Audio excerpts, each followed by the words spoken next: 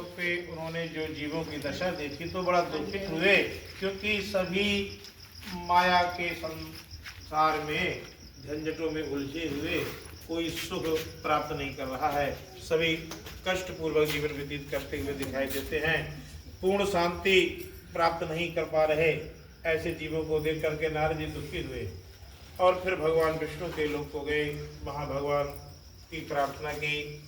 शांताकारं भुजगशयनं पद्मनाभं सुरेशं विश्वाधारं गगनसदृशं मेघवर्णे शुभांगं लक्ष्मीकान्तं कमलनयनं योगिभिर्ध्यानगम्यं वन्दे विष्णुं भव्यहरणं सर्वलोकैकनाथम्।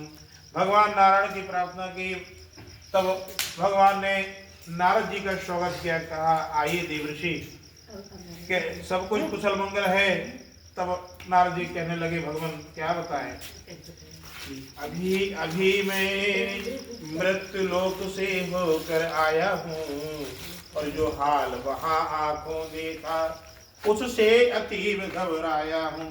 नाना प्रकार नाना प्राणी नाना दुख वहाँ उठाते हैं, आपत्ति काल से छुटने का उद्योग न कोई पाते हैं।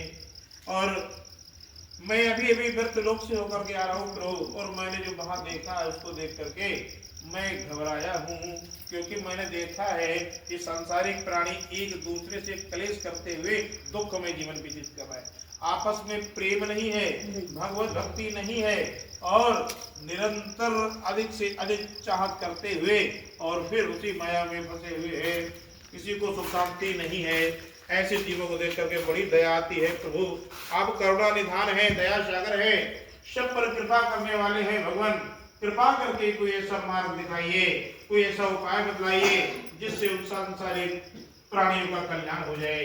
तो भगवान कहने लगे कि हे नारद, ये मर्त्यलोक है, यहाँ पर जीव जिस प्रकार के कर्म करता है उसी प्रकार के फल उसको अपने आप भोगने को मिलते हैं। ये क्रम है, जिस प्रकार से किसान खेत में जैसा बीज बो देता है, समय आने पर उसे उसी प्रकार की फसल उत्पन्न होती है। तब ऐसा जब कहा तो नारद जी कहने लगे भगवान आप तो करुणा निधान दया सागर अकारण भक्त वत्सल यूं ही नहीं कहते, यदि आपकी कृपा हो जाए तो बड़े से बड़े पापी भी के सारे पाप क्षण में नष्ट हो जाते हैं। आपने अजामिल जैसे महापापी को तारा, आपने गणिका आदि को भी तारा, और इसलिए प्रभु आप से प्रार्थना है कि कुछ ना कुछ उपाय बताने। तो भगवान मुस्कुराए, प्रसन्न होकर कहने लगे कि हे नारद, आज मैं आपसे प्रसन्न होकर के सुंदर उपाय बतलाता हूँ, उसको सुनो।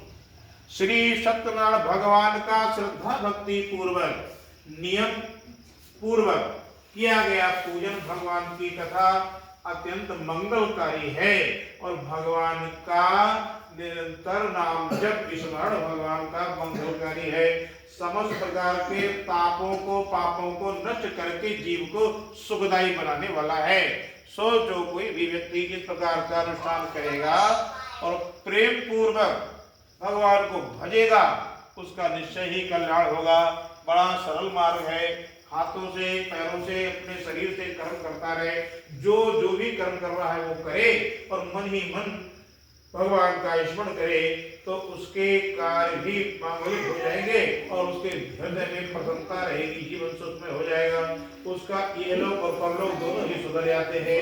ऐसा भगवान ने कहा कि श्री सत्यनारायण भगवान का व्रत बड़ा मंगलकारी है। तो नारद जी ने कहा प्रभु इस व्रत का नियम क्या है, कौन कौन सी सामग्रियां प्रमुख हैं, और कृपा करके बतलाइए। भगवान ने कहा सर्व पहला नियम, जो कोई दिन व्यक्ति ठाने पूजन के लिए उस दिन प्रातः काल ब्रह्म मुहूर्त में उठ जाए और उठते ही भगवान का ध्यान करे, और भगवान का ध्यान करने के कुछ जब करे और उसके बाद फिर नित्य क्रिया शौच स्नान आदि से निवृत्त हो जाए, और अपने जो भी कार्य करे, जैसे गृहिणियां घर का कार्य करती हैं, व्यापारी लोग अपनी दुकान पे जाए, या कृषक खेती करे, जो भी कार्य करें तो उसमें भगवान का स्मरण करते रहें। और जब भगवान का पूजन का समय आए तो संध्या के समय सोत होकर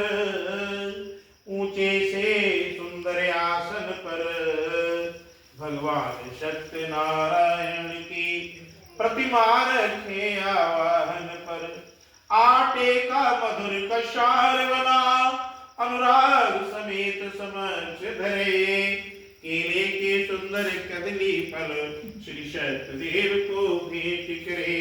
भगवान को एक ऊंचे से सुंदर आसन में विराजमान करके उनका विधि पूर्वक एक उपचार, पंचोपचार, षोडोपचार शक्ति पूजन करे। तदुपरांत समस्त लक्षण योग पदार्थ भगवान को अर्पण करके भगवान के चरणों में ध्यान लगाते हुए श्रद्धा भक्ति के साथ में प्रेम पूर्वक भगवान की कथा का श्रवण करे। जब कथा पूरी हो जाए तो व्रत खोल ले, लेकिन व्रत खोलने के बाद भी जो नियम बनाया था कि समस्त कार्यों के करते करते ही मन भगवान का स्मरण करना है, सो फिर भी करते रहे, तब तक करते रहे जब तक कि रात्रि में बिस्तर पे जाके सो नहीं जाए। और अगर संभव हो तो सायकाल में अपने भाई बंधुओं को बुला करके अड़ोसी पड़ोसियों के साथ बैठ करके प्रेम पूर्वक भगवान नाम संकीर्तन करे और इस प्रकार से कीर्तन आदि करके समय व्यतीत करे। और अगर ऐसा ना हो सके तो मन ही मन भगवान का स्मरण करता रहे। इस प्रकार